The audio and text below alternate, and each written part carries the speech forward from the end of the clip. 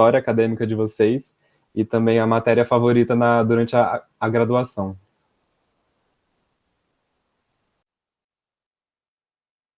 Quem começa? Pode ser você. Sobrou para mim agora, né? Bem, minha trajetória acadêmica começa na Unesp, 11 anos atrás, inclusive da mesma safra do meu colega Rafael. Eu fiz graduação em Economia, mestrado em Economia, atualmente sou doutoranda. Eu coordeno um Master em Economia Comportamental na Escola Superior de Propaganda e Marketing, na SPM. Também dou aula lá de Fundamentos em Economia Comportamental, processos decisórios, e atualmente oriento alguns trabalhos que são experimentos dentro dessa área lá. Eu passei por algumas áreas da economia, desde na graduação eu comecei fazendo o meu TCC em relação ao Prebisch, minha monografia. Durante o mestrado eu fui para História Econômica, e, atualmente, no doutorado, eu estou trabalhando com ABMs, né, com modelo baseado em agente com Bertella. Minha disciplina favorita... Uma disciplina que me chamou bastante atenção e quase me converteu ao mainstream durante a minha graduação foi uma disciplina com Sartorius, que era uma extensão que falava bastante de economia do crime. Então, era uma extensão em teoria do consumidor, mas era muito voltada para a teoria economia do crime, e na época eu achei muito interessante. Mas tiveram outras disciplinas que foram bem impactantes, e algumas também que eu descobri o que eu não queria. Meu signo eu deixo para lá, porque eu não quero que vocês me odeiem agora. E basicamente é isso. Qual será que esse signo? Não tem nem ideia o que a multidão detesta. Bom, vamos lá. Eu sou Guilherme, já jogo meu signo aqui de primeira, que eu sou libriano. Não sou uma pessoa confusa, não se preocupe. Mas, então, minha formação, né? Eu venho da Unicamp, eu fiz graduação em Economia na Unicamp, depois eu vim aqui para o mestrado na Unesp e sigo no doutorado na Unesp. O que eu estudei? No mestrado, eu fui para a área de Economia Ecológica, a professora Luciana Tojeiro, que já se aposentou, acho que vários de vocês nunca nem viram ela, nem verão, pelo jeito. E eu estudo especificamente assim sobre gestão de água, né? Gestão de bacias hidrográficas, gestão do custo da água, né, para o consumidor.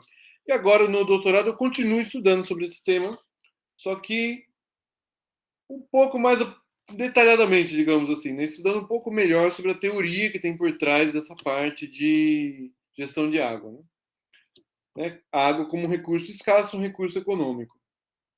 Muito bem, além disso, eu recentemente dei aula para cursos sociais, na matéria de economia mesmo, né? Introdução à economia para sociais. Espero dar de novo essa matéria daqui a pouquinho. E tenho lidado um pouco com alguns assuntos ligados a licitações, que é um projeto que tem rolado ligado ao transporte urbano. Muito bem, pode falar o Rafael. Boa tarde a todos. Como que vocês estão? Espero que bem. Vocês estão me ouvindo? Eu estou com um probleminha e eu acabei ficando no escritório aqui. Eu não fui para casa, pretendia fazer de lá. Em primeira mão, eu sou geminiano, então, mas não sou duas caras, não sou uma pessoa ruim, não sou fingido, sou sincero e tudo mais que o signo dá para se falar. Eu trabalho, faço doutorado, mas eu também trabalho. Sou secretário de planejamento de um município perto de Araraquara. O que eu posso dizer para vocês? Minha matéria favorita ao longo da graduação foi setor público, tanto é que eu entrei depois nessa seara e hoje fiz a graduação, mestrado, e estou fazendo doutorado aí na Unesp. E estudei sempre finanças públicas. Ao longo da minha graduação, eu desenvolvi um trabalho sobre isso. Depois do meu mestrado, eu entrei no tema que seria federalismo fiscal e as finanças dos estados. E agora eu estou estudando a ideia do federalismo fiscal, só que de uma forma um pouquinho mais ampla e tratando um pouco das interações atuais da União com os estados e municípios e uma série de outros temas, mas sempre pensando pela ótica financeira. Outro ponto interessante, dei aula na Unesp algumas vezes, dei aula de economia brasileira em 2019, dei aula de finanças públicas para o pessoal da administração pública, dei aula de administração orçamentária e financeira para o pessoal da administração pública, e, assim, diferente dos meus colegas que já andaram por algumas outras áreas, eu não caminhei tanto por outras, sempre estive mais restrito nessa área, que foi que me chamou a atenção, e fico até agora. Também agradecer ao convite aí dos alunos do PET, tenho um carinho enorme pelo trabalho de vocês, sempre que possível. Eu sempre gosto de contar essa história, ela é até repetitiva, mas o primeiro evento do PET, quem apresentou fui eu, então eu adoro ficar falando isso acho que foi em 2016, 17, que foi feito, então tem um carinho enorme por vocês e era algo que fazia muita falta, fez muita falta na minha graduação, então fico muito feliz de ver ano após ano o trabalho de vocês está sendo tão bem feito e bem realizado, então parabéns para todos vocês. Mas como não estamos aqui para falar do meu ascendente e do signo de Áries da Dani, a gente entra aí para a palestra. Vocês querem dividir como? Gui, você quer começar fazendo uma introdução, desenvolvendo os principais tópicos? Pode ser. Começou. Só falando uma coisa bem rápida. Esse trabalho que a gente mandou para vocês, a gente mandou porque ele é uma questão bem introdutória em relação à questão de autonomia do Banco Central e da independência do Banco Central. Foi um trabalho que a gente fez no mestrado e depois começou como um trabalho que era um trabalho de disciplina, e ele foi ganhando corpo, e acabou sendo até publicado depois pela revista da Federal de Uberlândia. E acabou ficando um trabalho bem redondinho. Agradecer também ao professor Strachman, que agregou muito nesse trabalho. Então, é uma forma da gente tratar um pouco esses temas. A gente vai falar um pouco aqui do artigo em si, e depois, no final, fazer uma correlação com o que está acontecendo no país hoje, levantando alguns tópicos e algumas críticas em relação ao sistema. Então, agora, Gui, se assume? Muito bem, pessoal. Então, vamos lá. Sobre esse tema. Só uma coisa, eu esqueci de falar. Minha matéria favorita na graduação foi participar da empresa júnior. Foi quando eu mais me diverti, foi onde eu mais aprendi na graduação toda. Mas vamos lá. Então, sobre esse tema do Banco Central. Então, como o Rafael disse, esse é um artigo que a gente pensou como se fosse um artigo introdutório do tema. Então, qual que é a brecha aí que nós achamos, né? Tem muita literatura sobre esse assunto, muita. Só que em português, de uma forma sistemática, sabe, explicando o beabá do assunto, não existia. Então a gente resolveu, né? Vamos fazer um artigo que explique explicitamente as coisas. Então vamos começar pelo começo. Né? Eu vou explicar aqui para vocês as bases que norteiam essa ideia da independência do Banco Central. E uma coisa importante, né, para a gente falar. Então, sempre que a gente chega aqui, muitas vezes, nós centros heterodoxos, quando chega alguma coisa ortodoxa, a gente pensa, nossa, esses caras são malucos, né? Isso é uma caricatura, não existe economia assim. A primeira reação, às vezes, é bater, né? É a violência contra os ortodoxos. Então, de onde que vem essa ideia da independência do Banco Central? Qual é o contexto que isso surge? Nos anos 70, nos Estados Unidos. O que estava rolando nos anos 70 nos Estados Unidos? O que estava rolando é que eles estavam em estagflação. Estagnação junto com inflação. Então, depois dos 30 anos dourados do capitalismo, né, como diria o Hobsbawm, tem um momento que as coisas já não funcionam mais. A política inspirada, digamos, no Keynes, que tinha sido levada até então, parou de funcionar, não se conseguia mais resultados. Os Estados Unidos estava sendo ameaçado, por um lado, pelo comunismo, que teve seu auge nos anos 70, e, por outro lado, pelo Japão. Então, estava dando tudo errado ao mesmo tempo para os Estados Unidos. Isso influenciou diretamente os economistas a formular essa teoria. A gente fala muitas vezes, né, de tal coisa é científica, tal coisa não é científica. Isso é completamente científico. Eles viram um problema e tentaram achar uma resposta. Se essa resposta é boa ou não, daí o Rafael e o Daniel vão falar mais sobre isso. Mas eles procuraram uma solução para isso. E, claro, isso é uma solução dos anos 70. Isso faz sentido hoje ainda? Aí a gente vai ver. Mas muito bem. Então, qual que é a questão? O primeiro ponto que a gente tem que falar, a gente vai falar aqui de Banco Central independente, não Banco Central autônomo. Qual que é a diferença disso?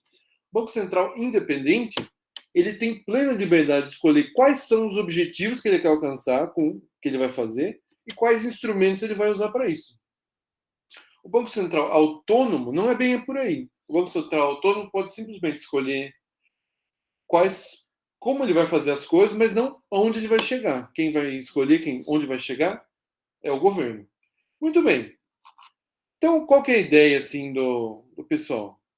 Tudo isso aqui passa por uma questão sobre uma mudança de compreensão sobre como o indivíduo pensa, como o indivíduo toma decisões. Isso teve uma mudança a partir dos neoclássicos, os novoclássicos dos anos 70. Né? A Daniele, que lida com economia comportamental, até dá uma risadinha ali. Mas eles têm uma mudança de como as pessoas tomam decisão. Então, antes, né, digamos, a caricatura de Keynes, que é adotada a partir dos anos 40, leva em conta que as pessoas tomam decisões a partir do passado. Você toma decisão a partir de coisas que você já conhece, o que faz sentido, né, gente? Você junta as informações que você tem e decide. Só que daí os caras dos anos 70 viram que isso não era totalmente assim, não. Você também tem uma ideia de futuro. Então, você tem uma perspectiva do que pode acontecer, uma ideia na sua cabeça do que vai acontecer, além do passado. Então, esse pessoal, o Keynes tem essa ideia de futuro, mas os keynesianos não. É um pouco esquisito isso. Né? O Keynes é mais avançado do que quem vem depois. Então, o papel do Estado muda. Para esse pessoal novo clássico dos anos 70, os keynesianos eram os otimistas. Eles achavam que o Estado ia resolver tudo. Todos os problemas o Estado resolveria de uma forma ou de outra. Só que não estavam resolvendo. Então, o que eles acreditavam? Vamos lá para os elementos principais dessa teoria. Eles acreditavam que existem taxas naturais. Nós, heterodoxos, aprendemos que tudo que tem a palavra natural a gente joga fora. Mas vamos lá. Taxa natural seria o quê? Então, seria, dada a capacidade de uma economia, dada a forma como pensam os agentes, a economia tem como chegar até ali. Então, se tudo der certo, vai chegar ali, dentro das capacidades que temos. Então, tem uma taxa natural de crescimento, tem uma taxa natural de uso da indústria, existe uma taxa natural de desemprego. Então, essa é uma das mais importantes para a gente. Que o desemprego barra crescimento, são coisas bem relacionadas. Então, quando a taxa de desemprego é igual à taxa natural de desemprego, existe um equilíbrio. Ele não fala que existe equilíbrio em todas as situações, mas ele fala que existe um equilíbrio no desemprego. Então, se existe um equilíbrio no desemprego, fica por ali um tempo, até acontecer um fato novo. Só que para eles, né, o que acontece? Qual que é o fato novo? O que muda a taxa de emprego? E por que isso tem a ver com o Banco Central? Porque o que muda é a inflação. A inflação afeta o quantas pessoas estão empregadas dentro de uma economia, nesse raciocínio. Então, existe uma inflação esperada e uma inflação real. Se a inflação real e a esperada são a mesma coisa, não afeta em nada, porque as pessoas vão se programar para isso. Então, agora entra o negócio que a gente falou. O cara consegue pensar no futuro. Ele não leva em conta só o passado. Então, o que ele espera para frente influencia a decisão dele hoje. Se o que ele espera é exatamente o que acontece, ele tomou a decisão correta. Na verdade, se as coisas ficarem assim, ele sempre toma a decisão correta, dado uma situação. Então, a racionalidade, ele pensa de uma forma perfeita, né? Dado uma situação, ele sempre toma a decisão certa, se as coisas se confirmarem. Só que qual que é a grande treta da nossa existência, né? É que as coisas não se confirmam, né, gente? Então, como as coisas não se confirmam, existem atritos. Então, para eles, qual que seria o papel do governo? Né? O papel do governo é fazer com que as coisas esperadas sejam muito próximas das coisas reais. Quanto mais próximo, quanto mais colar, é melhor.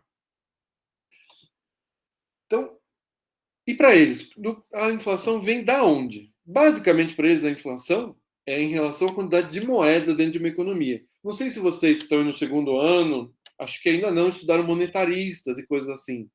Milton Friedman, essa turma. Mas a ideia deles é tudo em relação a quanta moeda está circulando dentro da economia. Então, a quantidade de moeda afeta a inflação, o que faz sentido também, é meio que por definição uma coisa com a outra. E o que mais pode afetar a inflação nesse raciocínio deles? Então, se todo mundo toma decisões perfeitas, só tem um jeito das coisas não darem certo. É ter uma decisão precipitada, é acontecer alguma coisa que você não sabia. Né? É uma coisa diferente, um acontecimento. Pode ser um acontecimento externo aleatório, né? Por exemplo, na inflação, dá uma crise hídrica gigantesca e você não tem água para produzir na indústria. Do nada. Mas se for uma coisa que você sabe 6 meses antes, você vai se adaptando. Então, para eles, o governo atuando nessa parte de inflação só funcionaria em um caso, se ele fizesse isso com um choque. É o que a gente chama em economia de choques, porque é uma coisa inesperada. O governo, do dia para a noite, aumenta a taxa de juros em 20%. Isso é um choque. Né? É um exagero meu, sei lá. Se aumentar em 1,5% hoje em dia, já é um choque gigantesco. Só que eles viram que esse choque, como um indivíduo racional, isso não dura muito tempo. Porque o indivíduo logo vai se adaptar e tomar decisões novas. E o indivíduo que eu falo aí, gente, não é você e eu. São indivíduos relevantes para a economia. Ou seja, são as pessoas que tomam decisões nos bancos, são as pessoas que tomam decisões dentro de governos, são as pessoas das indústrias, são as pessoas que empregam pessoas, basicamente, e fazem o dinheiro circular na economia. Então, essas pessoas mudam rapidão a ideia delas se precisar. Então, como eles viram, não é funcional a gente fazer a economia andar, por exemplo, diminuindo os juros, que eles vão falar daqui a pouco. Então, se você, vamos diminuir os juros drasticamente para a atividade aumentar. Todo mundo vai ter crédito barato. Só que logo todo mundo vai se rearrumar e não vai ter crédito barato mais. Sabe, é o famoso novo normal, aí, igual a gente fala aí na pandemia. Né? O novo normal é sempre, é permanente. Então, você subir os juros para drasticamente diminuir ou fazer alguma coisa, sabe, o governo gastar muito rápido, você simplesmente está esperando os agentes se adaptarem. Então, isso não resolveria seu problema. Então, para eles, o que resolveria o problema? A previsibilidade. Isso é um princípio que até hoje na economia é muito falado, que é uma coisa que o nosso governo atual, por exemplo, não tem. É a previsibilidade, ou seja, você sabe qual que vai ser a próxima decisão. Você sabe exatamente o que o cara que decide está pensando. Você sabe por que o Banco Central vai subir os juros daqui a 1 mês e meio. Você entende isso. Ele faz um boletim, ele faz um livrinho explicando passo a passo. Então, para esse pessoal novo clássico, a previsibilidade é a coisa mais importante. E para eles, a inflação é sempre ruim. A inflação é sempre um problema, porque simplesmente você está tirando o poder de compra das pessoas por ruídos, né? Por imprevisibilidades, por políticas erradas, por tudo isso.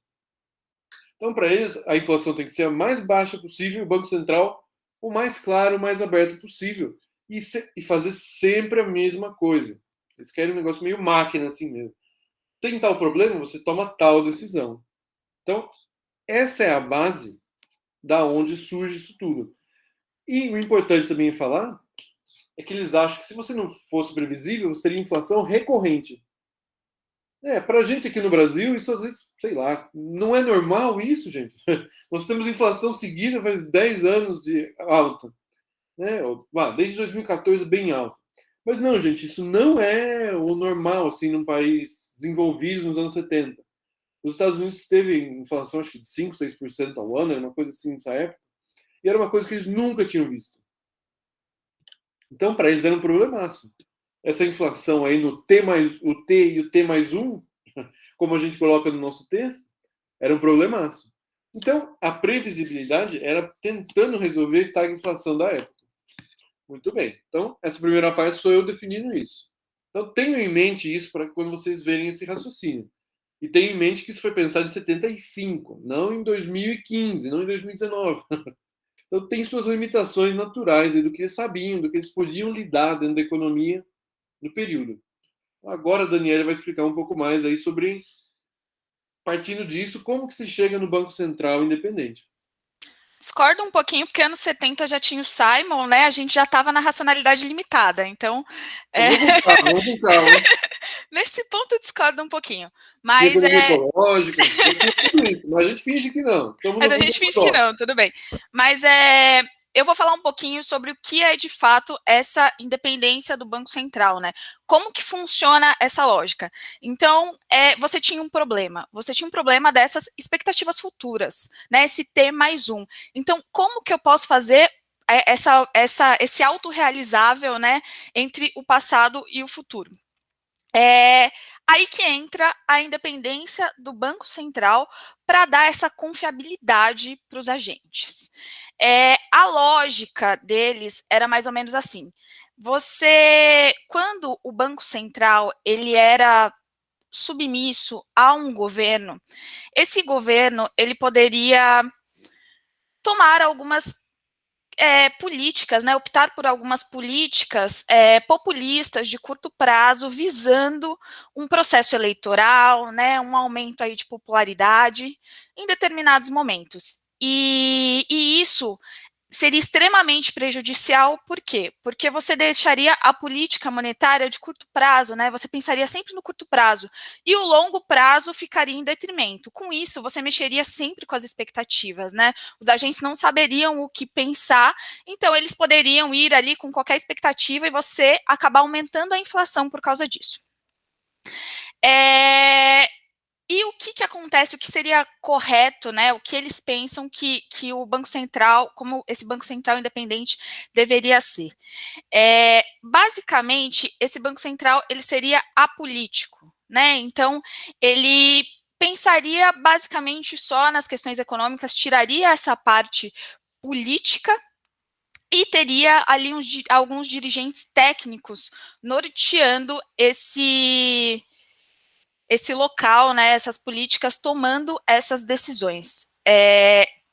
A base disso tudo seria um trinômio, que é credibilidade, reputação e delegação.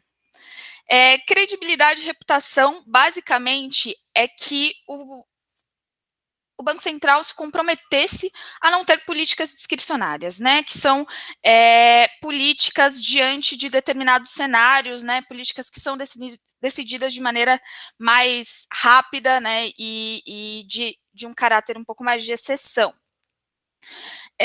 Então, teria que ter esse comprometimento do Banco Central para que você conseguisse transmitir essa confiança. E o terceiro ponto, que é a delegação, seria o comprometimento de você demitir pessoas se você não conseguisse esse objetivo. Na verdade, existe muito, né, nessa teoria da independência do Banco Central, sempre tem muito essa questão da demissão de dirigentes e, enfim, tanto do comandante quanto dos dirigentes. Para isso, o que acontece? Então, a gente tem aqui a ideia geral, né? Eles teriam que ser apolíticos para conseguir manter essa política monetária de longo prazo e diminuir a inflação. Mas como que ele faria exatamente isso? Então, tem 3 gerações do Banco Central Independente que o Mendonça 2001 ele acaba dividindo.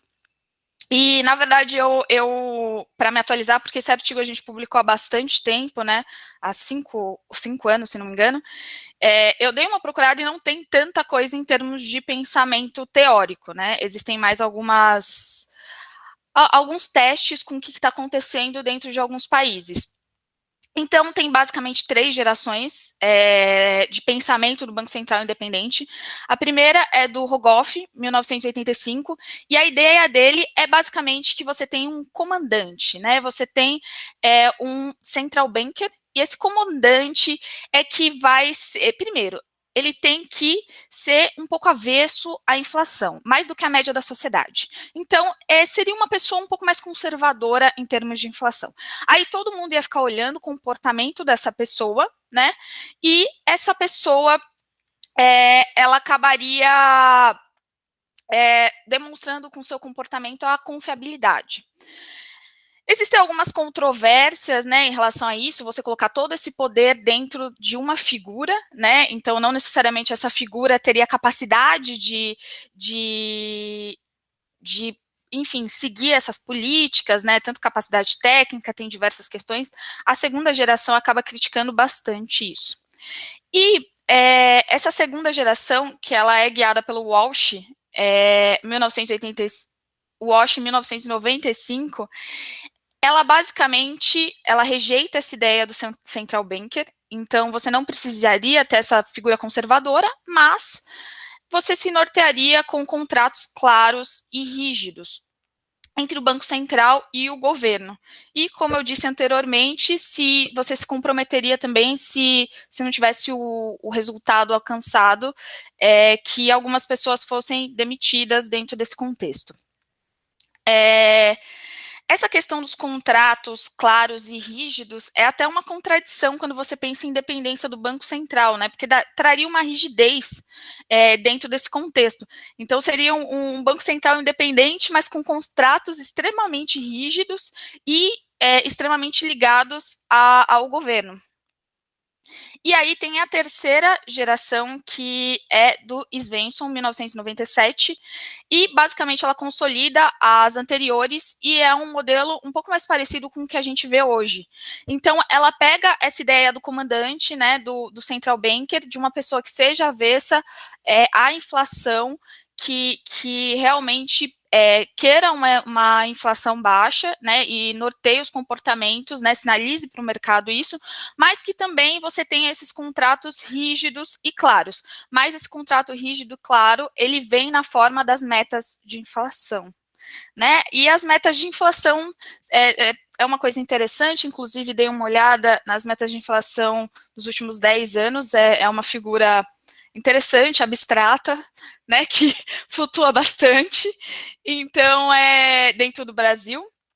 Mas as metas de inflação, elas têm diversas questões dentro desse contexto, porque você acaba tendo uma rigidez muito grande, né, em termos de instrumento, por se comprometer com aquela meta. Então, até hoje, existe muita discussão em relação a isso. Depois de 2008, essa discussão voltou à tona, inclusive tem gente que fala que...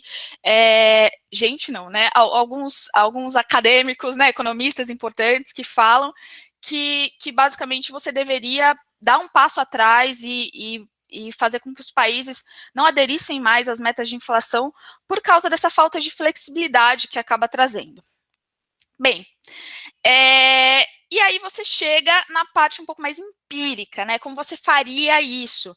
Então, como você mediria essa independência do Banco Central?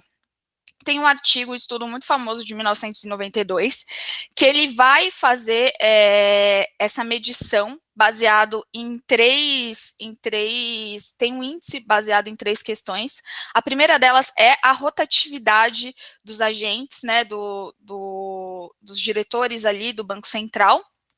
A segunda são os estatutos do Banco Central, que é basicamente a parte legal, então é o quanto você se compromete com a independência, enfim.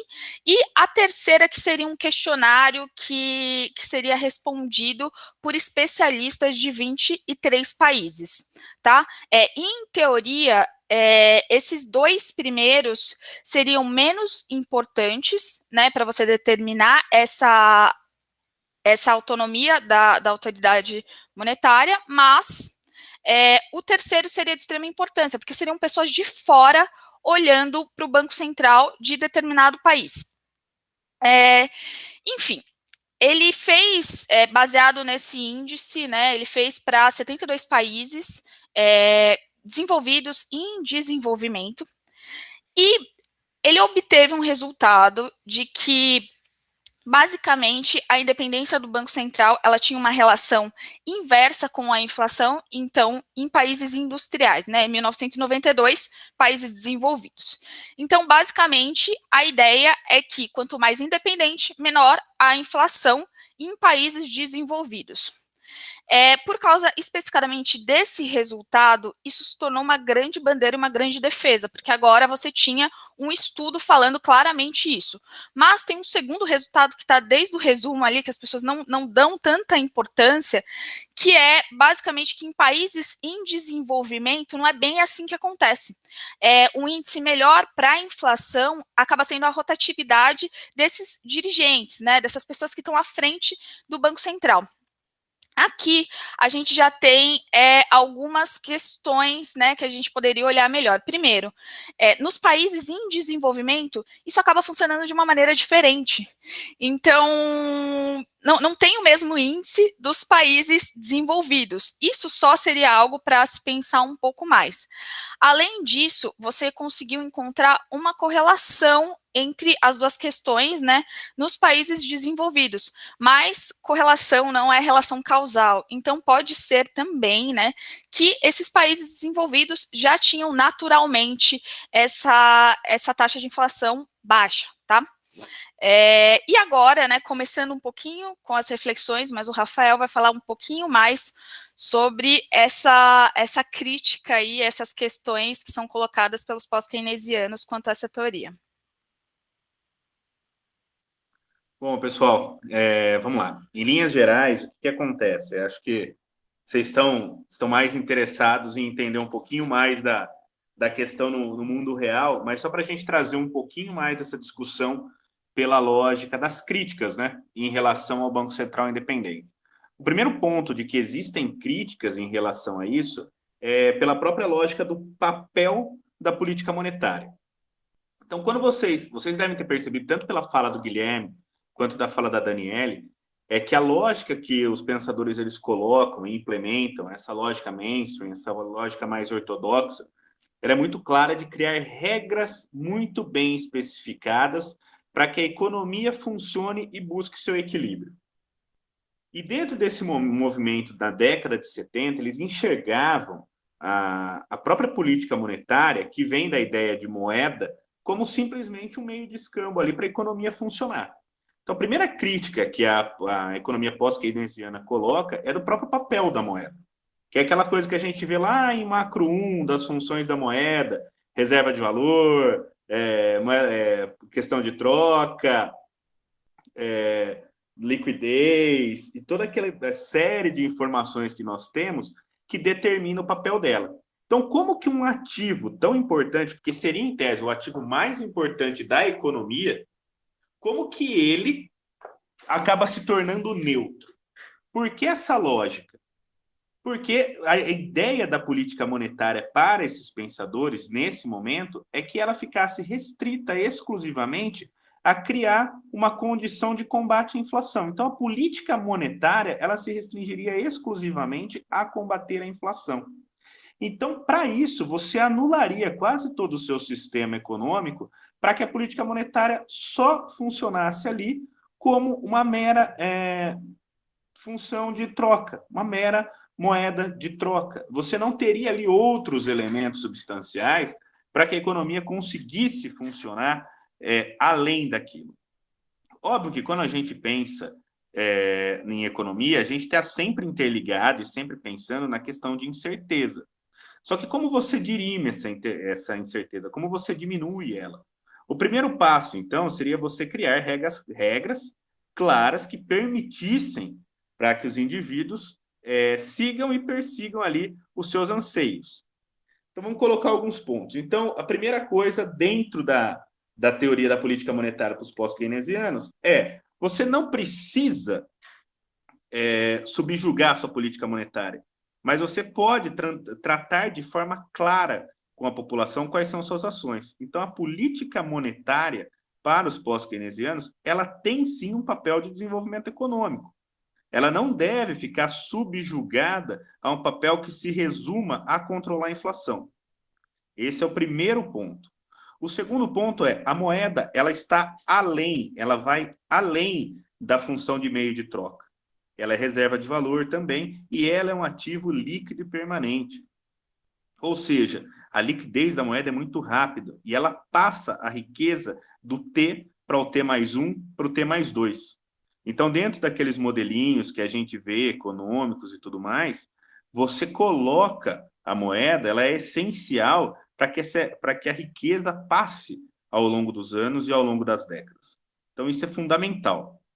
Outro ponto que a gente tem, e que deve ser importante para os pós-keynesianos, a política monetária ela tem que ter um objetivo, toda política econômica ela tem que ter um objetivo claro. A gente tem também que você ter um objetivo claro não é necessariamente você criar incertezas econômicas. E o outro ponto você, quanto política monetária, quanto gestor, você deve dar sinais de onde você deseja ir para a sua economia. Óbvio que para os novos clássicos, quando eles desenvolvem essa teoria, o mais importante era você ter um sinal de inflação. O que é? Você perseguir um objetivo de inflação. E, a partir disso, você fazer toda a condução da sua economia. Bom, quando a gente para e pensa, o que a política monetária ela estabelece dentro da teoria pós-keynesiana? Ela é uma política ativa, ela é uma política que busca um propósito. A taxa de juros e o controle dela, ela é essencial para que você garanta o seu funcionamento da economia. Ou seja, vamos supor, você está tendo ali uma alta da inflação. Você pode subir ali a sua taxa de juros, mas perseguindo um objetivo claro, é frear a inflação. Você quer induzir o investimento, você pode muito bem abaixar a sua taxa de juros para que se estimule o investimento. Então, para a política monetária, dentro do pós-keynesianismo, você tem que trazer esses sinais. Bom, então, se a política monetária ela pode ter um papel ativo, quem é o órgão que cuida da política monetária de um país? Quem é o responsável pelo controle da política monetária? Entra a figura do Banco Central. Então, para toda dentro da teoria pós-keynesiana e das teorias heterodoxas normalmente convencionais e habituais que a gente escuta, o Banco Central ele é parte, ele é fundamental para o funcionamento da economia. Ele tem que se trabalhar integrado com a política fiscal, ele tem que trabalhar integrado com a política cambial e ele vai ter que promover uma política monetária que persiga um objetivo. Então, o que acontece a partir disso? E é aí que deriva a crítica. Se você cria um banco central que ele é independente e você só está perseguindo a estabilidade de preços, ou seja, que a inflação, que você controle a inflação e que você pense o seu sistema dinâmico de economia baseado apenas em subir e descer taxa de juros, você, consequentemente, pode estar onerando a sua economia pela lógica de desenvolvimento. Então, o que a Dani tinha comentado? Que, às vezes, esse modelo não funcionaria tão bem dentro de um sistema, dentro de uma economia em desenvolvimento. De fato, talvez não funcione tão bem dentro de uma economia em desenvolvimento, por uma questão simples. As pessoas, no momento em que elas vão perseguir esse objetivo, às vezes o combate à inflação dentro da teoria pós-keynesiana, pessoal. Não estou dizendo que isso é uma regra em toda a economia. É legal a gente deixar isso claro, porque assim, ninguém está falando quem está certo ou está errado.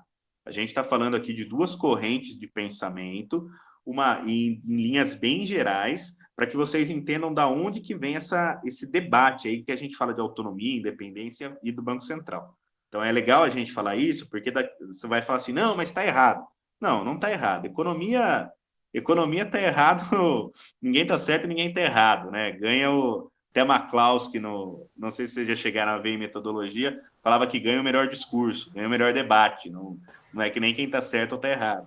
Mas por que eu estou falando isso para vocês? Para a escola pós-keynesiana, para os pensadores pós-keynesianos, você tem um elemento norteador que às vezes um país em desenvolvimento está perseguindo o crescimento econômico. Ele não está perseguindo só a estabilidade de preços. Ele não está só perseguindo, entrando numa coisa até um pouco mais ampla, mas pensando pela ótica da política fiscal, ele não está perseguindo só a geração de superávit primário. Existe muito mais envolvendo nisso. Então, dentro da escola e dentro da abordagem, você trabalharia articulado a política monetária junto com a política fiscal. Porque você teria objetivos que iriam além do controle de preços. Porque tanto você tendo o controle, tanto a moeda tendo muito mais poder do que só uma mera meio de troca, você estaria também passando riqueza de maneira intertemporal, você estaria garantindo o crescimento econômico de outras formas. Então, a partir disso, você dar a independência do Banco Central para alguém que não estará em consonância com os desejos políticos de um governo, ou que não esteja interessado naqueles anseios de uma plataforma de um governo que alguém se elegeu, ou algo do tipo, é você gradualmente retirar o potencial do Estado promover política econômica eficiente. Porque o que poderia acontecer dentro desse movimento? Só para vocês entenderem. Que é um pouco, guardado as devidas proporções, trazendo um pouco para o nosso debate recente, é um pouco do que aconteceu no primeiro Dilma e segundo Dilma. Você tem ali uma política fiscal expansiva. O que é uma política fiscal expansiva? O governo gastando bastante, ao mesmo tempo que você deixa uma taxa de juros alta. Então, você acaba tornando todo esse mecanismo contraproducente. Agora, entrando um pouquinho mais, vocês entenderam essa lógica do que o porquê o Banco Central, para a teoria pós-keynesiana, ele não pode ser independente. Ele pode ter regras claras. Não vai ser algo que alguém vai acordar de manhã e vai subir a taxa de juros em 75%. Mas ele deve ter regras claras que estejam trabalhando em consonância com os objetivos do país, ou os objetivos do que a população anseia. Então, é esse o ponto. A principal crítica pós-keynesiana em relação ao Banco Central independente é que eles desconsideram o papel da política monetária, eles desconsideram o papel as funções da moeda, e eles desconsideram que o desenvolvimento econômico e tudo mais, ele é trabalhado de maneira intersetorial com os instrumentos econômicos. Você não relega, você não deixa isso de lado.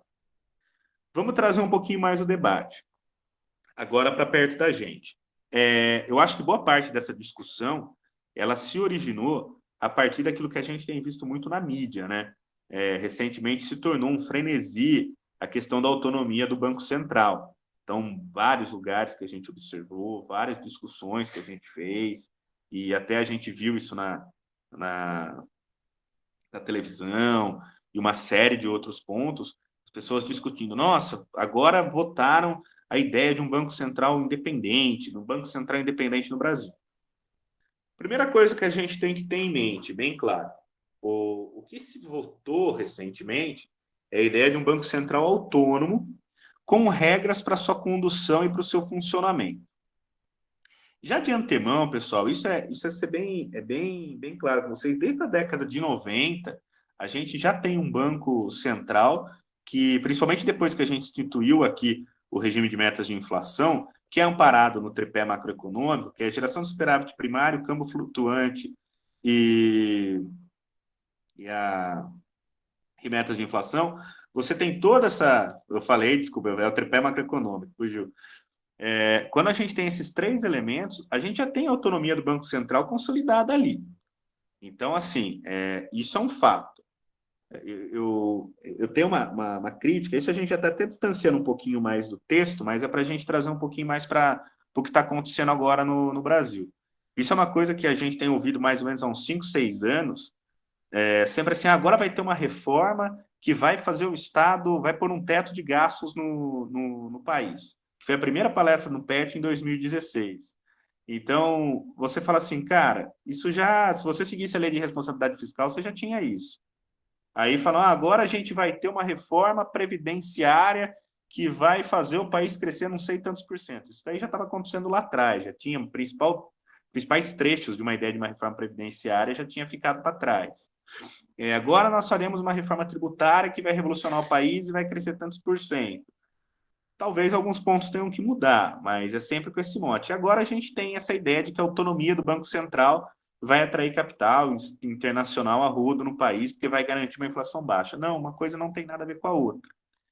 E qual que é o principal receio nesse sentido? O texto que votaram recentemente, até se tornou a Lei Complementar 179 de 2021, ele é bem claro, ele se ampara muito no que os Estados Unidos pensam como um banco central independente, que até foi motivo de embate entre o Trump e quem era o presidente do Banco Central deles. Então, o que acontece? Você acaba criando um sistema onde o presidente indica um candidato à presidência do Banco Central, no caso da lei brasileira, no terceiro ano do seu mandato, e coloca isso para ser votado pelo Senado. E o Senado aprova, e se aprovar, esse presidente, esse sujeito vai ser presidente ao longo dos próximos 4 anos. Isso, em tese, geraria maior confiança no capital financeiro internacional e no próprio capital nacional, que enxergariam nesse Banco Central, nessa figura, alguém que estaria alheio a aventuras políticas ou desejos políticos populistas e afins. Então, o problema disso é o seguinte, quando você pensa nessa perspectiva, primeiro que você já tem as grandes decisões do Banco Central hoje, pensando no regramento de hoje, elas não são unilaterais. A principal decisão de um Banco Central vem através do Copom, que é feito por uma ata com vários representantes. Então, assim, isso já cai um pouco por terra. Mas pensando no caso brasileiro do que eles defendem, você pode criar um descompasso muito grande da condução da política monetária. Quando você pensa que você vai estar, que o próximo governo vai estar um trecho, um pedaço dele sujeito à presidência do seu Banco Central, que é o principal órgão de política monetária, de promoção de política monetária, vai estar sujeito a alguém que foi indicado no governo anterior, cria um descompasso muito grande, inclusive na ideia de condução da política macroeconômica, porque você pode ter alguém com uma interpretação completamente distinta de alguém que está lá na frente. Outro ponto também que é muito interessante, quando a gente vê a ideia, no caso norte-americano, eu até dei uma estudada no caso norte-americano, porque a nossa lei traz muitos elementos do caso norte-americano.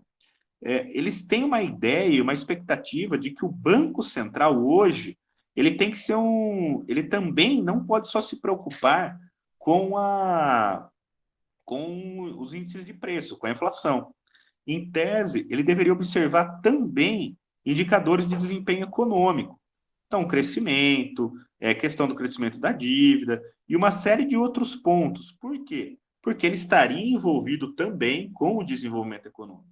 No caso do que a gente tem entendimento de política monetária no Brasil, e acaba ficando muito claro nessa lei, é que você vai ter alguém só para perseguir a inflação. Isso é um problema? Não, não é um problema controlar a inflação.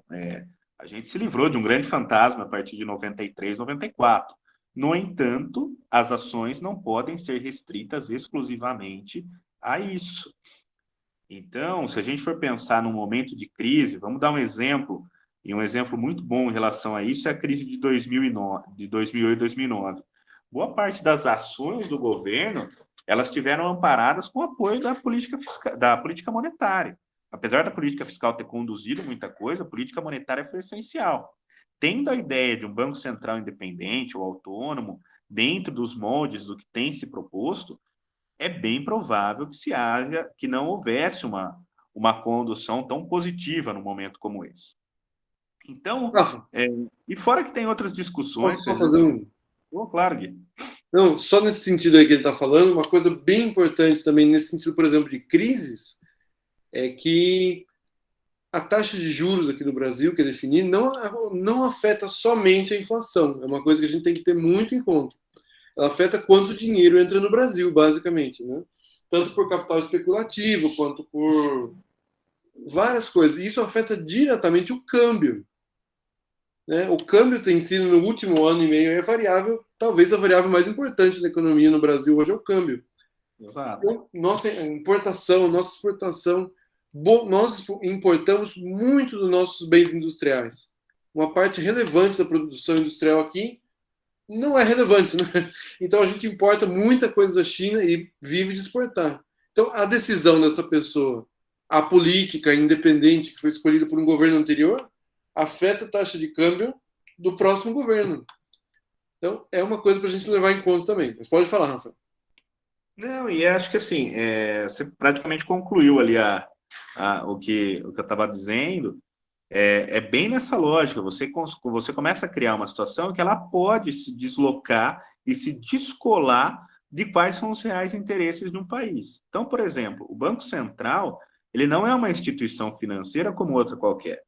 Ele faz o papel de cuida de reservas internacionais, ele é emprestador de última instância para outras instituições financeiras, no caso, instituições privadas.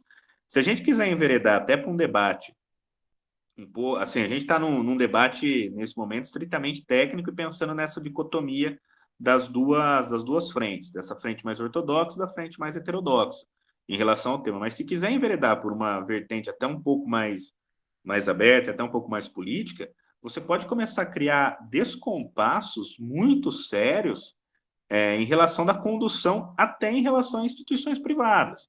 Então, por exemplo, nós tivemos aí recentemente a compra de títulos, que eram títulos podres, no caso de algumas instituições financeiras, que você acaba dando sobrevida a algumas outras, essas instituições financeiras, e você fala, olha, o Banco Central comprou por que esse título? E você pode até começar gradualmente a acontecer um fenômeno muito parecido do que aconteceu com as agências de regulação na década de 90. Hoje já acontece isso em certa medida, mas com essa autonomia, no caso, dependendo da forma como ela é construída, você pode ter uma completa captura de um banco central por grupos de interesse. Então, você pode chegar num determinado momento e você ter grandes instituições financeiras e afins tomando a frente do comando de uma política monetária que a lógica de qualquer instituição pública e qualquer órgão ligado ao Estado não é só garantir um nível de preços relativamente baixo, é garantir a promoção de bem-estar. Então, quando a gente para e pensa em toda essa discussão e a coisa vai enveredando por um sentido onde a lógica do Estado, que é promover o bem-estar, começa a se deslocar, a se descolar da realidade, há algo errado. E, assim, o Banco Central brasileiro, ele tem autonomia desde a década de 90 e muito forte. Óbvio, interferências políticas acontecem, mas ele tem autonomia. E, assim, a crença também, aí é uma crença muito equivocada e que acontece com uma frequência absurda, é se acreditar que o técnico, o economista, ou seja lá quem estiver lá, ou o grande representante, ele vai ser o cara que vai ter ele vai conhecer todas as informações e vai saber tudo que é realmente bom para a promoção do bem-estar da população. Não é assim. Momentos de crise, muitas vezes a condição tem que ser diferente. E em alguns momentos, nem que não sejam de crise, você precisa trabalhar de maneira articulada a política fiscal e a política monetária. Se elas trabalharem de forma descompassada, você pode gerar grandes problemas econômicos ou você pode não surtir efeito nenhum numa economia, no âmbito nacional e com vários reflexos. O que o Guilherme colocou de que você também, quando você trata da política monetária, você também está dialogando com uma série de outros órgãos e afins, você está dialogando diretamente com o capital internacional, é fato. Você não pode descolar isso, você não pode simplesmente entregar isso para alguém e falar, agora sua condução vai seguir esse passo. E você não está tratando de uma instituição bancária, você está tratando de um órgão público e como toda a lógica do que inspira o setor público é uma só, é perseguir o aumento do bem-estar de todo mundo. Então, pessoal, eu acho que em linhas gerais é isso, era um bate-papo para entender os principais argumentos, né, do que se tem por trás da ideia de um banco central independente ou autônomo. Basicamente, a ideia principal é você criar um regramento, você deixar a economia de um jeito, vamos seguir tudo certinho, vamos deixar todo mundo quieto, que é um pouco a lógica. Isso aumentou muito na década de 90, que era essa premissa de uma boa economia, uma economia que não faz nada, que o Estado não faz nada. E o Banco Central, a ideia de um Banco Central independente ou autônomo segue um pouquinho isso. Você só usa um sistema que é um sistema dinâmico fechado para buscar um suposto equilíbrio. Se isso é bom, se isso é ruim, eu acho que no caso brasileiro carece um pouco de um debate mais aprofundado, porque é acompanhado muito por uma proposta que é aquela coisa, tipo, tirar os políticos daqui. Não é bem assim que as coisas funcionam. E é mais uma das propostas que aí, ao meu ver, são propostas que é de se reinventar a roda.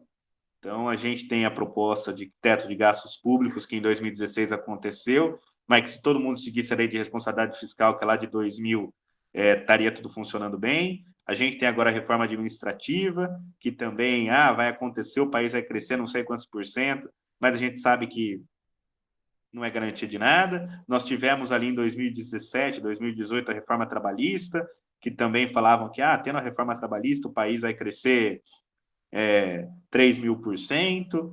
Então, eu vejo a autonomia do Banco Central mais ou menos nessa toada, de que se cria uma expectativa de que vai haver um ganho, mas só vai amarrar um pouco mais o país, sendo que com um pouquinho mais de maturidade e seriedade com questões políticas, a gente não precisaria estar fazendo isso.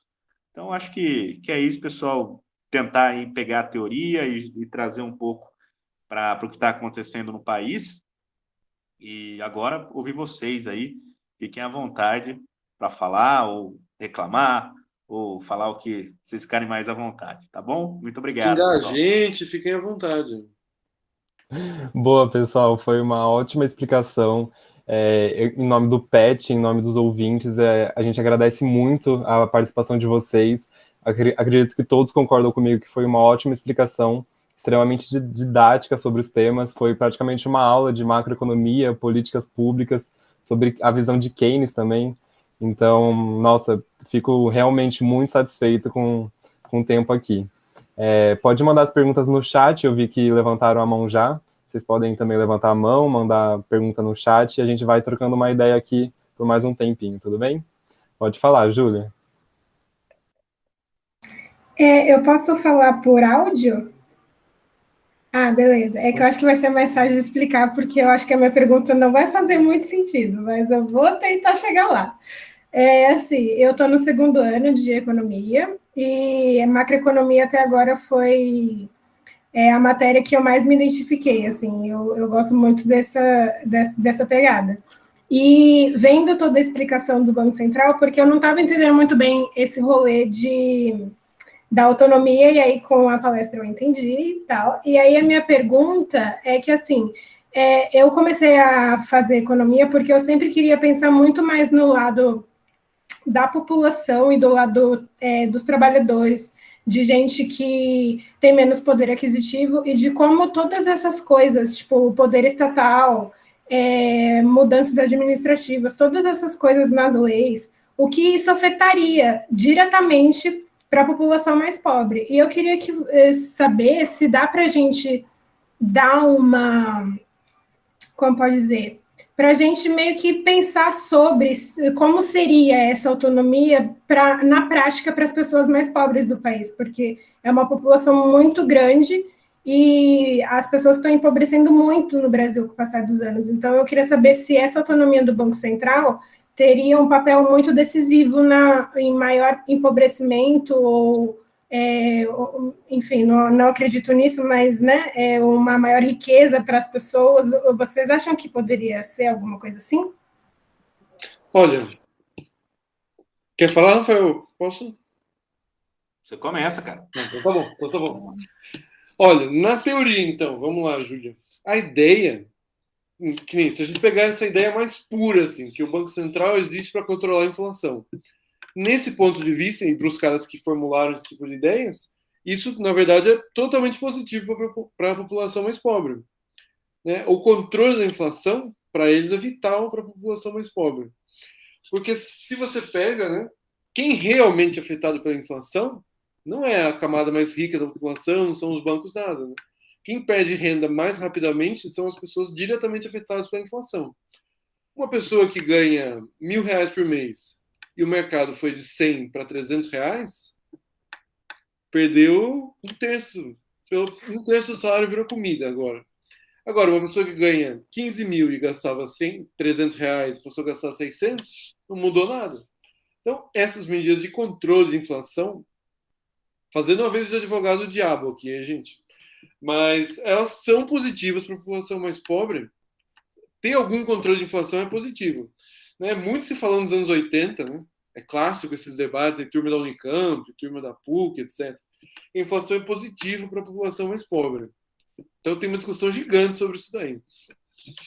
Mas é quem é mais afetado, mais rapidamente. Né? A velocidade que o salário consegue recompor a inflação é bem baixa. Né?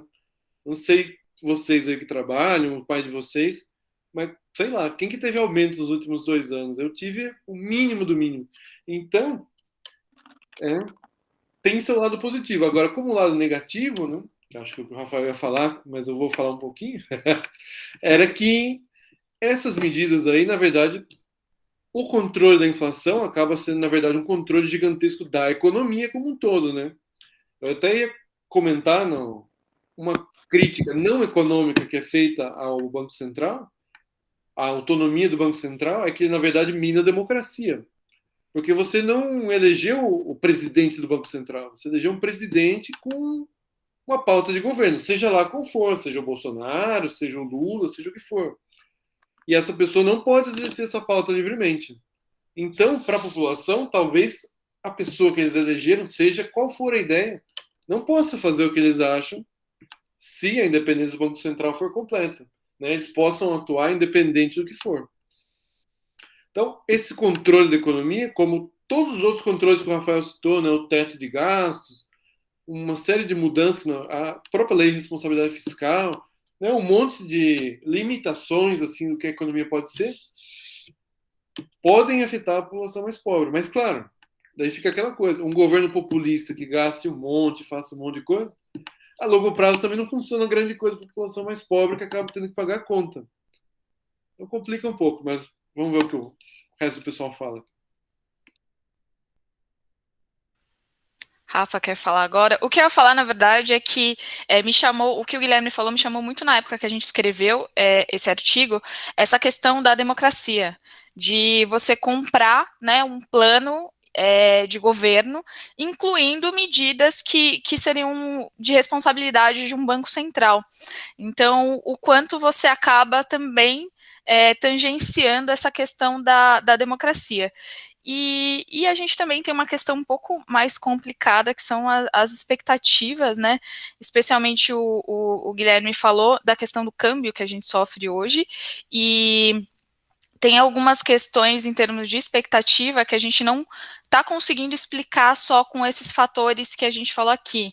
Então, inclusive, eu vi um estudo recente que incluía o Brasil e basicamente, as metas de inflação, elas eram só uma parte das expectativas no Brasil.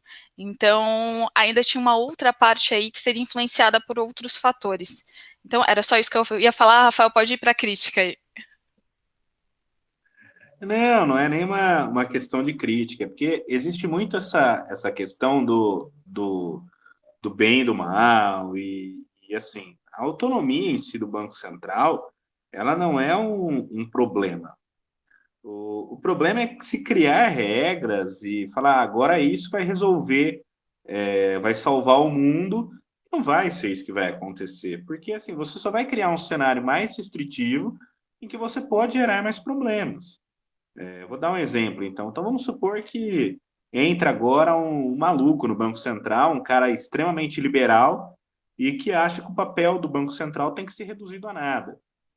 E vamos supor que daqui 3, 4 anos, daqui 2 anos, a gente entra num colapso financeiro e precisa conceder crédito para todo mundo e tudo mais, e você tem que criar uma dinâmica econômica melhor, e isso não acontece. Por quê? Porque o cara que está sentado na cadeira fala, olha, eu acho que não. Ou começa a criar desafios e problemas para isso.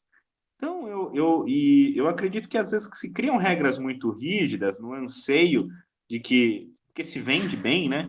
E convenhamos, você pegar para uma pessoa que acha que o mundo é tomado por... Vamos supor agora o cidadão médio, aquele cara do teorema do eleitor mediano. Vamos pegar aquelas... Eu não sei se vocês já têm conhecimento dessa teoria, mas é o teorema do eleitor mediano. É o cara que você pega lá, você tem extremos, você tem a sociedade com uma série de diferença, heterogeneidade, e aí você vai lá e faz um teorema, você pega o eleitor médio, que é o cara que está na média de todo mundo. Para esse cara, que muitas vezes nem sabe o que o Banco Central faz, é super legal você falar, agora vai ter que ter um ser capacitado e técnico, renomado, que veio da Universidade de Chicago e que faz esse serviço e foi apreciado pelos senadores. É legal, funciona, vende bem. Só que esse cara vai ser o melhor país no momento de crise? Então, assim, é algo que a gente tem que ter. Outra coisa que também é importante é que o Banco Central o Banco Central brasileiro, até hoje, pensando no caso brasileiro, nos últimos anos, todo mundo que conduziu eram pessoas do mercado. Então, não eram pessoas alheias ao mercado, não colocaram um sujeito que não entende nada de instituições financeiras lá dentro. Sempre foram pessoas de alto escalão do Itaú, alto escalão do Santander, Banco de Boston, de uma série de outros lugares. Então, assim, você criar medidas muito restritivas para se criar uma suposta qualificação do sujeito que está lá, é você fazer igual o teto do gastos, é igual uma série de outras medidas. Você só cria uma coisa para vender e que a médio prazo pode se tornar um problema. Então, é isso. Em relação à primeira pergunta da Júlia, que bem legal, e eu acho que economia é isso, é óbvio que eu brinco que economia é igual medicina, só que economista não sabe se vender. É isso que é a maior desgraça dos economistas. Mas, assim, você vai pegar um economista que vai ser, olha, eu sou igual um médico, eu sou neurocirurgião, eu sou cardiologista, eu sou um ortopedista. E na economia a gente tem isso também. Eu sou o cara que gosta de finanças públicas. O Guilherme é o cara que é da economia ecológica, a Dani é da economia comportamental. E você pode se identificar com economia numa lógica mais social, seja lá o que for, e eu acho que isso é bem legal. Então, o que eu ia dizer para você não afeta diretamente, nem sempre a inflação ou um banco central vai ser ruim, mas é interessante você tentar acomodar e equilibrar essas diversas vertentes para impedir uma série de problemas. Então, por exemplo, a inflação alta destrói a renda do cidadão. Destrói. Faz uma pessoa pobre trocar carne por ovo. Então, são pontos muito importantes aí para a gente ter em mente, só que não é você criar uma lei e falar que tem autonomia o Banco Central que vai necessariamente fazer a inflação cair. Da mesma forma que você falar que também vai liberar o mercado, nem de todo lado é ruim. Então, são coisas que a gente tem que pensar e sempre tem que olhar com uma lupa e pensar sobre uma perspectiva, porque, como eu falei, é igual você ir no médico. Um neurocirurgião vai entender de cérebro, um cardiologista vai entender de coração, e na economia é assim também. E legal esse seu interesse aí por pensar a economia por essa ótica de que é para trazer o bem-estar e não só para ganhar dinheiro. Uma coisa que eu deixo aí como desafio para vocês pensarem, acho que é legal esse assunto, e é uma coisa que se você estudar um pouco, você vai acabar pensando será que, por exemplo, a inflação atual, se eu aumentar a taxa de juros, eu vou resolver mesmo os problemas da inflação atual? Será que os juros têm uma ligação direta com a inflação todas as vezes? Toda inflação é de demanda ou existe inflação de oferta? Sei lá, talvez exista uma pandemia no mundo impedindo que algumas coisas aconteçam. Não tem microchips no Japão e está atrapalhando a produção do mundo inteiro. Talvez isso tenha a ver. Então fica aí de reflexão para vocês. Esse mecanismo que a gente explicou aí para vocês de transmissão, né? Banco Central versus inflação, tem limitações também. Tem bastante gente heterodoxa que bate digamos, na ideia simplesmente que uma coisa tem a ver com a outra. Às vezes não tem não, gente.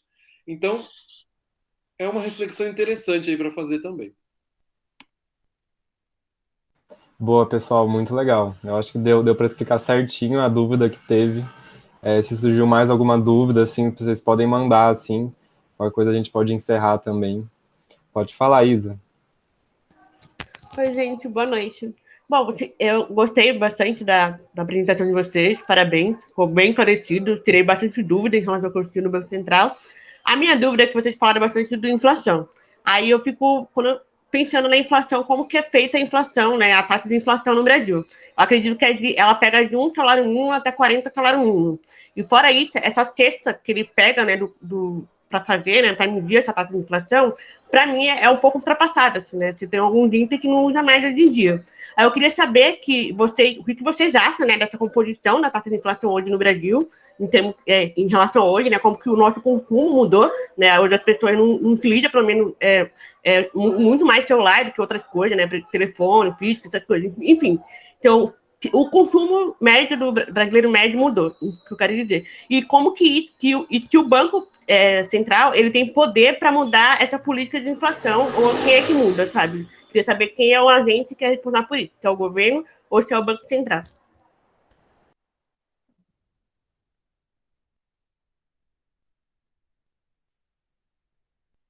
Então eu falo um pouquinho. Eu começo. Sobre a questão da inflação, né? O cálculo em si da inflação, né? Então temos uma variedade, né? IPCA, IGPM. Só para confirmar, pessoal, qual que eles usam para meter inflação é IPCA mesmo, né? Né? Sim. Ok. Então, o IPCA é basicamente ligado ao preço ao consumidor, né? Então, basicamente, eles pegam uma cesta de produtos, que daí dá para discutir, né? Se ela está ultrapassada ou não, se faz sentido ou não, né? E a partir disso, vê variação no mercado nas grandes capitais. Lógico, é calculado, né? Dá para criticar assim o método. Mas eu, sinceramente, não sei a fundo essa parte assim sobre o método dar certo ou não. Agora, sobre essa parte aí da quem mexe com a inflação, o governo, o Banco Central, quem que lidaria com isso diretamente? É uma mistura de coisas, né? O Banco Central vai agir contra a inflação na parte dos juros. Então, qual que é o mecanismo aí básico, né? A inflação está alta, você aumenta os juros, você derruba a atividade, a inflação cai. Você derruba a atividade como? Você reduz o crédito, menos gente consome, os preços caem porque menos gente consome, as pessoas voltam a consumir um preço mais baixo. Então, o mecanismo básico, assim, essencial é esse. Então, o papel do Banco Central nessa parte seria esse. Ou, por exemplo, você quer estimular a atividade, a inflação está muito baixa, então deflação, por exemplo. Você diminui os juros para que as pessoas tenham acesso a mais consumo e assim você consegue recuperar. Aqui no Brasil a gente usa metas de inflação, né? Que tem uma meta central e tem umas bandas, né? Um limite para cima, um limite para baixo. Que a Daniela até mandou para a gente no nosso grupo no WhatsApp hoje a situação do Brasil. Nos últimos anos não conseguimos, né, entrar dentro nem dessas bandas, né? Estamos bem fora do planejamento. Então, o papel do Banco Central em si seria esse, com a taxa de juros. Agora, isso afeta totalmente a inflação?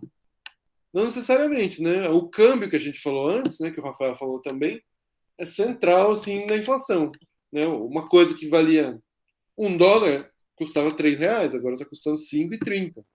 Então, só essa variação. E como vários produtos, por exemplo, o trigo, né, que é a essência básico brasileiro, trigo, ou madeira, ou várias coisas da construção civil, tudo isso acabou levando a um problema. E parte desses problemas de índice ligado à inflação, o IGPM acaba mostrando, né? Porque o IGPM também inclui o produtor, não só o consumidor. Então, o IGPM eu acho que é uma noção assim, mais geralzona assim, do que seria a inflação no Brasil, né? Que é o índice que sobe os aluguéis, para quem lida aí com kitnet já viu essa desgraça. Então, com esse você tem uma ideia mais clara de como que está sendo o custo para o Brasil. Mas eu não manjo tanto assim nessa parte de indicadores, de cálculo. Eu tomaria cuidado. Existe sempre essa discussão entre mudar índice, entre mudar os itens do IPCA, mas eu acho que uma coisa que é muito importante a gente observar é tomar sempre cuidado com o momento que a gente está. A gente está ainda em uma pandemia, e os hábitos dos consumidores mudaram. Então, a gente precisa tomar cuidado também com o que a gente sinaliza. Você mudar, por exemplo, um índice dentro desse contexto, pareceria, talvez, que você quer favorecer determinado consumo. Então, existe essa discussão, não é algo que as pessoas não pensem, mas eu acho que existe muito cuidado em relação ao momento que você faz esse tipo de mudança, para não parecer que você só está fazendo essa mudança para ficar com um índice melhor, entendeu? Então, eu acho que também tem essa questão do que você está sinalizando. Que foi o que os argentinos fizeram uns anos atrás. Sim, A sim. inflação calcula de tal jeito. Então vamos calcular de outro. Vamos calcular diferente, tá tudo certo. É mais ou menos isso. Então, existe essa discussão, tá, Isabela? Não é algo que não esteja em pauta, mas existe muito cuidado com esse tipo de alteração, para você não ter não sinalizar isso, né? Que você está fazendo essa mudança só para ter um índice melhor. Mas, na visão de vocês, ela tá correta? Ou tá bom assim? Não precisa alterar? Tá tudo certo? Eu vou ser bem sincero em relação a uma coisa. Estão me ouvindo? Então, né? Começou a travar aqui no celular.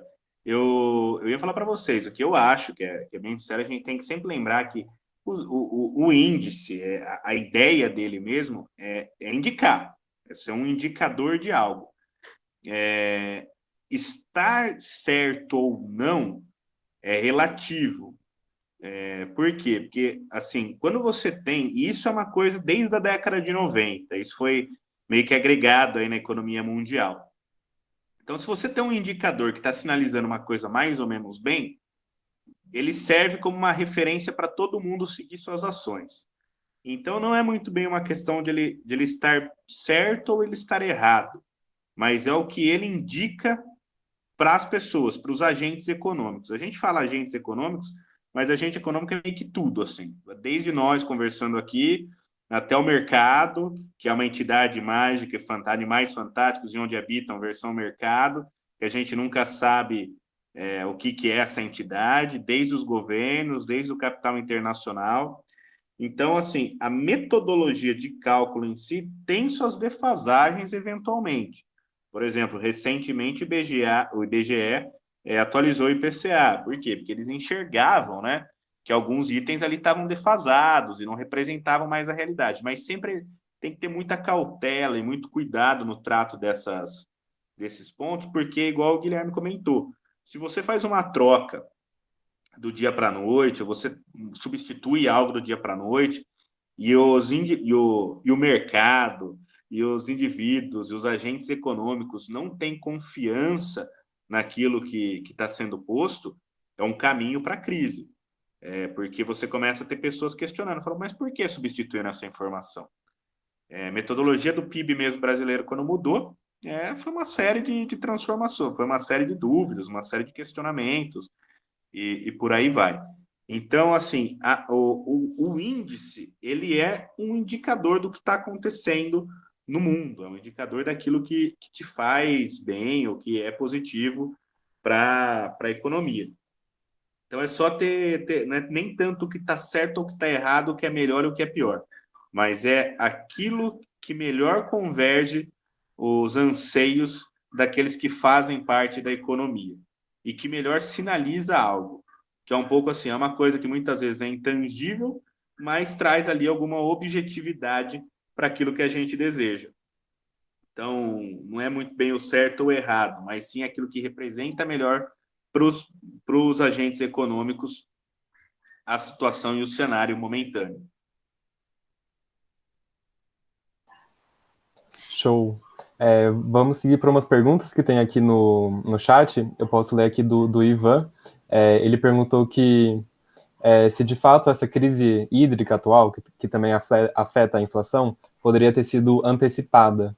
Além disso, existe alguma política do Bacen, que possa ajudar nessa questão? Ou se é algo totalmente voltado para uma parte mais políticas do governo?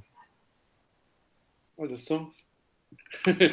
Bom, sobre a crise hídrica, eu acho que, honestamente, gente, eu acho que o Banco Central não teria muito o que fazer para ajudar isso tudo. Não teria.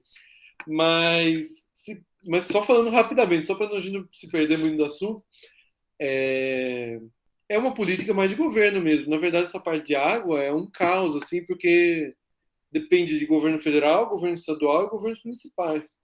Fora comitês de bacia hidrográfica, que são, digamos, órgãos regionais, né? Então, é um monte de gente junta. E não só essa crise poderia ser prevista, como ela foi, sim. Na verdade, já se fala nisso desde o ano passado. E o governo do estado de São Paulo, nos últimos 5 anos, tomou até que bastante atitude, sim, sobre isso. Porém, né, o problema persiste, né? Aqui no Brasil, as águas são usadas para consumo de pessoas, para agricultura e geração de energia e indústria. Tudo ao mesmo tempo. Existe o que chamam de conflito de usos.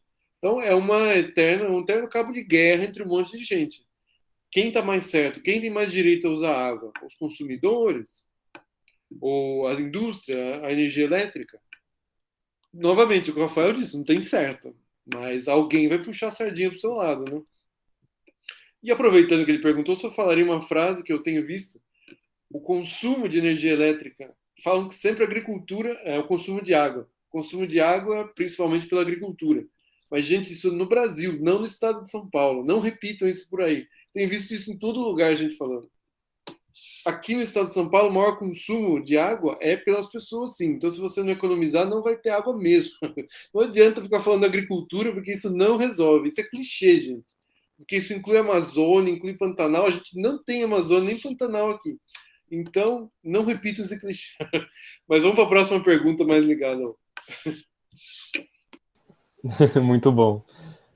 Seguindo aqui com a pergunta da Ana, pode-se dizer que a metodologia do Bacen para conter a inflação pelo uso da taxa Selic como principal ferramenta se demonstra inadequada, então?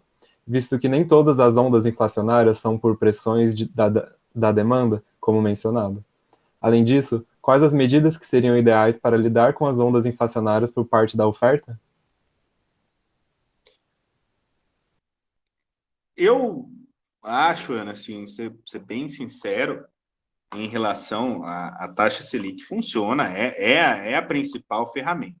A gente fala mal, mas é aquela coisa, a gente fala mal, mas também não tem nada para colocar no lugar, entendeu? É tipo você ter um carro ruim, mas você não tem dinheiro para comprar outro, você não tem como comprar outro. Você fala, o meu carro é ruim, você reclama do seu carro, você fala mal dele, mas é ele que você tem, é ele que você se vira. Então é um pouco isso a questão nossa aí desde o regime de metas de inflação e tudo mais, é o que a gente tem. A única coisa que eu ia colocar aqui nessa questão é que a inflação ela não é só uma questão só de oferta e de demanda. A inflação pode ter vários componentes. Pode ser uma inflação fiscal, pode ser uma inflação de incerteza, pode ser uma inflação com natureza inercial. Então, isso é uma questão que a gente até toma um pouco de cuidado, porque ela não fica restrita só a essa questão da oferta e da demanda. A taxa Selic, ela é o principal instrumento para a gente controlar a inflação. Mas, assim, no contexto do que a gente está vivendo hoje, só que hoje o que eu digo? É num contexto de pandemia, é num contexto de caos econômico, é num contexto onde a gente teve uma crise de desabastecimento no mundo, só que, ao mesmo tempo, a gente está tendo um acompanhamento de uma crise de incerteza macroeconômica, porque a gente está vivendo uma incerteza macroeconômica. Então, a gente está tendo fuga hoje de gente indo comprar ouro. Até o nosso Banco Central, esses tempos atrás, comprou ouro para ter reserva em ouro, numa tentativa aí de que no futuro talvez as coisas desandem. Hoje, a coisa é um pouquinho mais nebulosa, vamos dizer assim, do que seria há 3, 4 anos atrás, se a gente conversasse. Hoje a gente tem uma questão que é uma crise, que é uma inflação que ela tem componentes de demanda, tem componentes de oferta, mas tem componentes de incerteza, tem componentes que talvez, mas aí é um talvez, bem talvez mesmo, já comecem a criar com questões inerciais. Então, por exemplo, já se sabia da crise de desabastecimento, não de desabastecimento hídrico, mas desabastecimento como um todo, desde março do ano passado, abril do ano passado. Então, assim, você já vai repassando isso para preços. Então, alguns produtos agrícolas já começaram com movimento assim. Então, hoje o cenário é um pouquinho mais complexo. E é por ser um cenário tão complexo que eu, pessoalmente, tenho essa minha dúvida sobre se seria o momento da gente estar discutindo a autonomia do Banco Central no âmbito federal, porque talvez a gente precise de uma autoridade monetária ativa nos próximos anos. Mas aí é um achismo mesmo. Não sei se eu respondi sua pergunta, se eu mais coloquei devaneios do que propriamente a resposta em si, mas é isso. Aqui eu li, eu fiquei pensando nela. Porque ficou muito ali restrito na ideia de demanda e oferta e demanda, e eu acabei abrindo demais. Eu acho que também, talvez, no limite, né, outras coisas que poderiam ser. Mas aí são, digamos, decisões que deveriam ter sido tomadas no passado que impactam o presente, né? A gente não tinha como saber isso uns anos atrás. Né? Então, por exemplo, essa parte toda de política industrial que não foi feita, que foi decidido não fazer. Né? Já diria a turma do GEIM, não sei se tem representantes aqui da nossa seita do GEIM. Mas a política industrial, né, é uma forma de conter a inflação, porque senão precisa ficar importando tudo de fora. A parte também agrícola, né? Basicamente, né, hoje a gente está exportando comida, importando a mesma comida de outros lugares, né? Tentando ganhar acima de diferentes preços. Então, talvez limitações a isso de alguma forma, só que daí cai a coisa. Né? Se você limita o produtor de exportar, ele vai reclamar de você, ele vai querer derrubar seu governo. Tem um monte de problemas assim, né? Além de que, né, você precisa dos dólares entrando no Brasil. Né? Alguma política produtiva, eu acho que poderia ter feito diferença em alguns produtos, por exemplo, papel. O Brasil ficou sem papel, sem papelão um tempo atrás. Que é uma coisa completamente maluca, né? Que sentido tem isso? Né? Então, algumas decisões produtivas, eu acho que não foram tomadas no tempo que era para ser. Então, talvez para os próximos anos, por exemplo, isso é uma política que pode ser feita de contenção de inflação para daqui a alguns anos, reservas do governo de alimentos. o governo Temer decidiu abdicar disso daí. Vendeu todo o milho, todo o trigo que tinha. Guardado, né? Eu acho que parte da cana, porque essas coisas dá para ficar armazenado bastante tempo. Claro, é caro de armazenar, é problemático, o governo não quer gasto. Mas se você consegue armazenar uma quantidade considerável, você tem como usar isso em momentos de crise para tentar mexer um pouquinho no preço. Muito do preço você não tem como, né? Porque o mercado é muito maior do que qualquer governo tem capacidade de mexer. Mas ainda assim, é uma coisa, pelo menos para os grandes centros, né? Não ficarem sem trigo, não ficarem sem milho. Poderia ter feito diferença. E tudo aí é meio que. E claro, uma coisa que a gente não falou, né, gente? Tem o preço do petróleo, que também não tem nada a ver com oferta, não tem nada a ver com demanda. É um cara na Arábia Saudita que decidiu. E a Petrobras tem que acatar, porque eles operam com o preço do mercado internacional. Então, desde que a Petrobras começou a lidar com isso, daí é uma discussão infinita que a gente não tem como fazer hoje, se eles devem fazer ou não essa política de preço. Tudo do Brasil depende de combustível, basicamente. Não é uma coisa ou outra. Tudo aumenta se o combustível aumenta. Não é do Então, combustível, né? Do petróleo. É do petróleo quanto insumo básico, né? é como matéria-prima mesmo.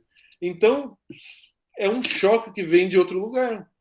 Uns anos atrás, 2014, né, quando caiu brutalmente o preço do petróleo, né, porque os caras queriam quebrar lá os americanos que produziam por fracking. Ok, o Brasil também vai ter que diminuir. A Petrobras perde um monte de valor, a Petrobras diminui exportação, importação, o Brasil entra em crise, cai a presidenta, etc. Então você viu, são coisas que a gente às vezes não tem controle nenhum também. Então nossa discussão do Banco Central aqui é meio restrita, né? Tem como o que dá para fazer, mas tem muita coisa fora do controle e muita coisa que não tem a ver só com política monetária, tem a ver com política fiscal, tem a ver com decisões da indústria, decisões da agricultura. Muito bom. O Caio tinha levantado a mão, se quiser desmutar o microfone. Obrigado, vocês me escutam bem? Tudo certinho? Sim. A minha pergunta segue também um pouquinho a lógica dessa da Ana Clara, que eu queria falar bastante não, mas queria perguntar algo sobre a taxa Selic, que na Europa, assim, em alguns outros países, a gente vê, por exemplo, uma taxa básica de inflação, uma taxa básica de juros, me desculpa, muito baixa, beirando zero, e a inflação também muito baixa. E daí no Brasil a gente vê o contrário, né? A gente vê a inflação beirando 2 dígitos e uma taxa de juros alta. O Guilherme tinha falado que, basicamente, no Brasil, diferente do que eu acabei de dizer na Europa, que estão tendo outros debates, teoria, sei lá, se eu não me engano, neo-fischeriana, alguma coisa que fala que no longo prazo, inflação baixa e taxa de juros baixa, que a taxa de juros baixa leva a uma inflação baixa e tal. No Brasil, essa discussão não chegou. Então, me parece que, com a autonomia, ia fazer o que o Guilherme disse, de aumentar a taxa de juros para tentar diminuir a inflação.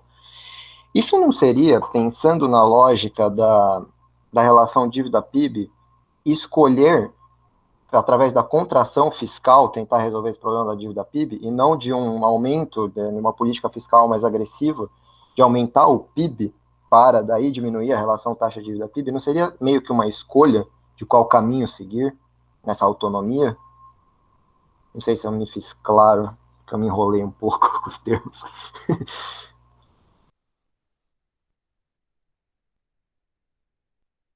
Então vamos lá. Ó, sobre essa relação, assim, diminuir os juros, a inflação. É tradicional, assim, na economia, né? E claro, vai ter gente. A gente estudou recentemente um negócio chamado MMT, Teoria Monetária Moderna, em tradução, assim.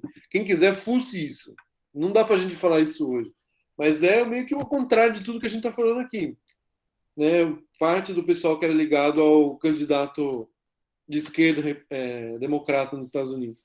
Mas, bom, aqui no Brasil nós passamos anos e anos falando que o juros tinha que ser baixo, o câmbio valorizado e tudo ia dar certo. O Bresser Pereira repetia isso todo dia, gente. Não é de vez em quando, é todo dia. No governo Lula, falavam isso todo dia. A esquerda falava isso todo dia. Né? Esquerda, eu me incluo, gente. Não estou falando esquerda. E no final a gente descobriu que quem conseguiu fazer isso foi o governo Bolsonaro. foi a menor taxa de juros da história, acho que real. Na verdade, o que acabou por motivos, às vezes, não ligados a nada disso, nada de oferta, nada de demanda, uma inflação brutal, a maior que a gente vê em décadas aí. E mesmo assim com a menor taxa de juros possível. Então, ou seja, como o Rafael disse antes, as coisas não são simples, né? As coisas são muito interconectadas, assim. Às vezes uma zebra em uma coisa acaba com o nosso raciocínio em outra. Agora, por que nossa taxa de juros é tão alta, geralmente, em relação à Europa? Isso sim dá para a gente falar sem medo. Porque nós somos um país bem menos confiável, gente. Taxa de juros não é sobre simplesmente inflação. É para você atrair dinheiro para cá. Os Taxa Estados de Unidos... juros tem um prêmio por uma confiança que você dá para o indivíduo. Exatamente. Pensa mais ou menos, se eu sou um cara caloteiro, eu tenho fama de ser caloteiro. Não, é verdade. Tenho fama de ser caloteiro. E o Guilherme tem fama de ser um cara que paga tudo em dia, que está tudo em dia. Se você emprestar dinheiro para o Guilherme, você sabe que ele vai te pagar amanhã. Então, a remuneração sobre o dinheiro que você emprestou para o Guilherme pode ser menor, porque você sempre vai receber um tantinho, mas vai receber. Já o Rafael caloteiro, você vai falar assim, cara, se eu for emprestar dinheiro para esse cara, eu vou querer pelo menos uns 10% de volta, uns 8%, uns 12%, uns 45%, igual foi em 98%. Então, é esse o ponto. Agora deixar o Gui falar, porque... Não, era isso mesmo que eu ia falar. Né? Por exemplo, os Estados Unidos cobram, acho que 0,25 de taxa de juros anual, né? A mais normal zona, né? A nossa, se a gente for levar só a Selic, só que ninguém entra com dinheiro só para pegar a Selic, né, gente? A Selic é mais inflação. Então, aqui tem que oferecer muito mais para entrar a mesma quantidade de dinheiro. Os Estados Unidos têm títulos de 100 anos. A gente não tem como oferecer uma coisa dessa aqui. 100 anos atrás, a gente era o quê? Estavam... Além de tudo, só para... A Europa tem o Banco Central Europeu. Então, quando a Espanha, Portugal, Grécia, Irlanda quebraram, alguém garantiu, os alemães, né, na prática. Então, eles têm formas de garantia muito diferentes das nossas. A gente não tem ninguém, no máximo a gente tem o Banco Central. É o que a gente falou em termos de você ter, né, um pensamento, às vezes, para países desenvolvidos e em desenvolvimento. Não tem como a gente comparar a confiabilidade que eles têm, a moeda conversível que eles têm, né, a força que a moeda deles tem. Então, é muito difícil você pegar algo que está acontecendo lá e aplicar de uma maneira direta ao nosso contexto, porque é completamente diferente. De fato, a gente não vai oferecer a confiabilidade que eles oferecem. Era isso.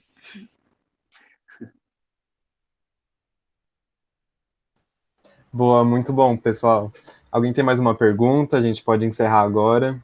Queria muito agradecer a oportunidade de vocês terem ensinado tanto a gente com essa questão do Banco Central, muito importante para a gente entender o que está acontecendo, e ainda dando essas visões de diferentes pontos de vista. Eu acho que agrega muito para a gente, também validando elas, né, porque a gente está em um curso tão múltiplo de experiências e possibilidades, assim, tanto que é tão importante a gente ter esse pensamento crítico, né, e essa realmente democracia de aprendizado, e de visões, né? Até a gente comenta aquela máxima, né, que os economistas falam de tudo depende, né? Então acho que fica de resumo para essa nossa palestra aqui. Então a gente agradece muito a presença do Rafael, da Daniele, do Guilherme, e podem responder o feedback aqui para pegar a presença de vocês. E é isso. O PET agradece demais essa colaboração e muito obrigado, gente, por todos os ouvintes, todo mundo fazer isso acontecer. Obrigadão, gente. Legal. Valeu, Volta gente. sempre Obrigado com a pela gente. oportunidade. Obrigada pelo convite, gente. Tchau, tchau. Boa noite, galera. Tudo de bom. Até mais.